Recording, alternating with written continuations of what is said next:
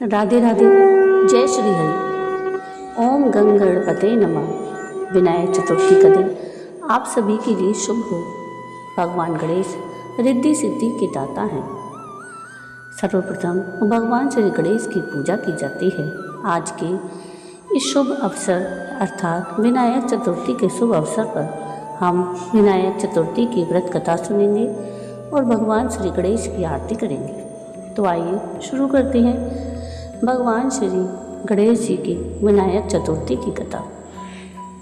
श्री गणेश चतुर्थी व्रत की पौराणिक कथा के अनुसार एक बार भगवान शिव और माता पार्वती नर्मदा नदी के किनारे बैठे थे।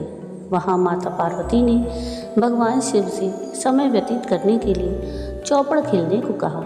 शिव चौपड़ खेलने के लिए तैयार हो गए, परंतु इस खेल में हार जीत का फैसला कौन करेगा, यह प्रश्न उनके समक्ष उठा।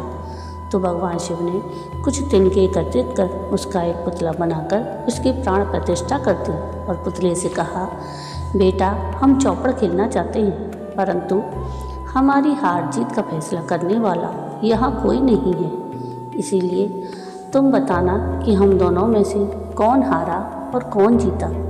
उसके बाद भगवान शिव और माता पार्वती का चौपड़ का खेल शुरू हो गया। यह खेल 3 बार खेला गया और संयोग से तीनों बार माता पार्वती ही विजयी हुई। खेल समाप्त होने के बाद बालक से हार जीत का फैसला करने के लिए कहा गया, तो बालक ने महादेव को विजयी बताया। यह सुनकर माता पार्वती क्रोधित हो गई और क्रोध में उन्होंने बालक को लंगड़ा होने, कीचड़ में पड़े रहने का श्राप दे दिया। बालक ने माता पार्वती से माफ़ी मांगी और कहा कि यह मुझसे अज्ञानतावश हुआ, मैंने किसी द्वेष भाव से ऐसा नहीं किया। बालक द्वारा क्षमा मांगने पर माता ने कहा कि यहाँ गणेश पूजन के लिए नाग कन्याएं आएंगी, उनके कहे अनुसार तुम गणेश जी का व्रत करो, ऐसा करने से तुम मुझे प्राप्त करोगे। यह कहकर माता पार्वती शिव जी के साथ कैलाश पर्वत पर चली गई। 1 वर्ष के बाद उस स्थान पर नाग कन्याएं आईं। तब नाग कन्याओं से श्री गणेश जी के व्रत की विधि मालूम करने पर उस बालक ने 21 दिन लगातार गणेश जी का व्रत किया। उसकी श्रद्धा से भगवान गणेश प्रसन्न हुए और उन्होंने बालक को मनोवांछित फल मांगने के लिए कहा। उस पर उस बालक ने कहा, हे विनायक, मुझ में इतनी शक्ति दीजिए कि मैं अपने पैरों से चलकर अपने माता पिता के साथ कैलाश पर्वत पर पहुंच सकूं और वे यह अधिक प्रसन्न हों।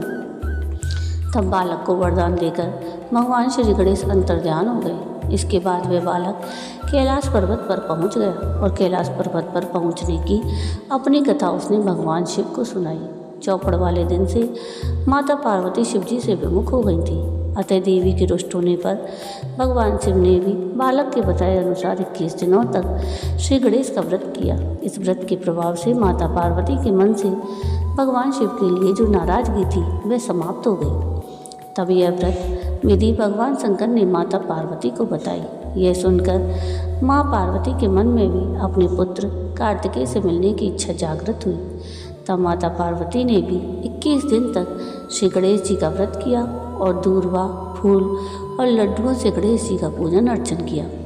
व्रत के 21वें दिन कार्तिकेय स्वयं माता पार्वती जी से आ मिले। उस दिन से श्री गणेश चतुर्थी का यह व्रत समस्त मनोकामनाओं की पूर्ति करने वाला व्रत माना जाता है। इस व्रत को करने से मनुष्य के सारे कष्ट दूर होकर मनुष्य को समस्त सुख सुविधाएं प्राप्त होती हैं। जय श्री हरि। जय गणेश जी भगवान की। तो ये थी विनायक चतुर्थी की व्रत कथा। चतुर्थी की तिथि भगवान श्री गणेश की तिथि है। धर्म ग्रंथों के अनुसार गणेश जी की कृपा प्राप्ति से जीवन के सभी असंभव कार्य भी संभव हो जाते हैं। शास्त्रों के अनुसार अमावस्या के बाद आने वाली शुक्ल पक्ष की चतुर्थी को विनायक चतुर्थी कहते हैं। पुराणों के अनुसार शुक्ल पक्ष की चतुर्थी को विनायकी और कृष्ण पक्ष की चतुर्थी को संकष्टी चतुर्थी कहते हैं। कई स्थानों पर विनायक चतुर्थी को वरद विनायक चतुर्थी के नाम से भी जाना जाता है। इस दिन भगवान गणेश की पूजा दोपहर मध्याह्न में की जाती है। भगवान श्री गणेश को विघ्नहर्ता कहा जाता है, अर्थात सब दुखों को हरने वाले। इसलिए भगवान गणेश को प्रसन्न करने के लिए विनायक चतुर्थी और संकष्टी चतुर्थी का व्रत किया जाता है। प्रतिमा शुक्ल पक्ष में आने वाली चतुर्थी को विनायक चतुर्थी का व्रत कहते हैं। इस दिन श्री गणेश जी का पूजन अर्चन करना लाभदायी माना गया है। उनकी उपासना करने से घर में सुख समृद्धि, धन दौलत, आर्थिक संपन्नता के साथ साथ ज्ञान एवं बुद्धि की प्राप्ति भी होती है। आइए अब जानते हैं कि विनायक चतुर्थी पर गणेश जी का पूजन किस प्रकार करें। ब्रह्म मुहूर्त में उठकर नित्य कर्म से निवृत्त होकर स्नान करें। लाल रंग के वस्त्र धारण करें। दोपहर पूजन के समय अपनी अपनी सामर्थ्य अनुसार सोने, चांदी, तांबा, पीतल, मिट्टी अथवा सोने या चांदी से निर्मित गणेश प्रतिमा स्थापित करें। संकल्प के बाद षोडशोपचार पूजन कर भगवान गणेश की आरती करें।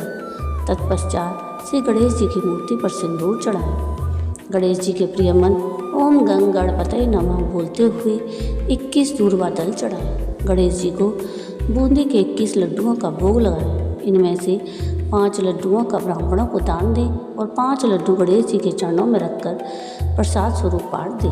पूजन के समय श्री गणेश स्तोत्र, अथर्वशीष और संकटनाशक गणेश स्तोत्र का पाठ करें। ब्राह्मण को भोजन करवाकर दक्षिणा दें।